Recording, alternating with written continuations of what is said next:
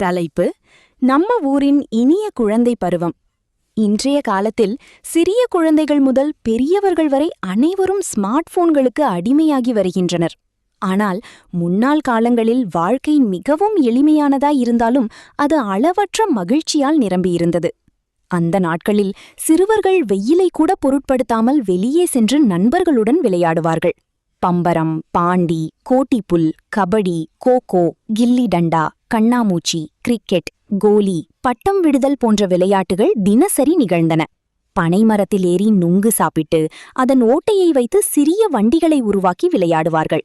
பழைய சைக்கிள் டயருக்கு ஒரு குச்சி வைத்து தள்ளிச் செல்லுவது, அம்மாவின் பழைய புடவையை பயன்படுத்தி சிறிய வீடு கட்டி விளையாடுவது போன்றவை அவர்களின் மகிழ்ச்சியான நேரங்களாக இருந்தன.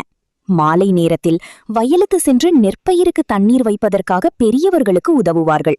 அதற்கிடையில் தண்ணீரில் குளித்து, சிரித்து, விளையாடி முழுக்க நனைந்து வீட்டிற்கு திரும்புவார்கள். அப்போது அம்மா திட்டுவார். ஆனால் அந்த திட்டலிலும் அன்பே இருந்தது.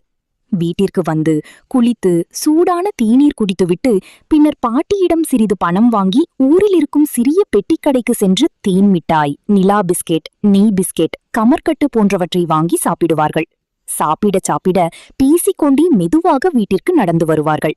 இரவு நேரத்தில் வீட்டின் முன்னுள்ள திண்ணையில் படுத்து குடும்பத்தினருடன் பேசிக் கொண்டிருப்பார்கள்.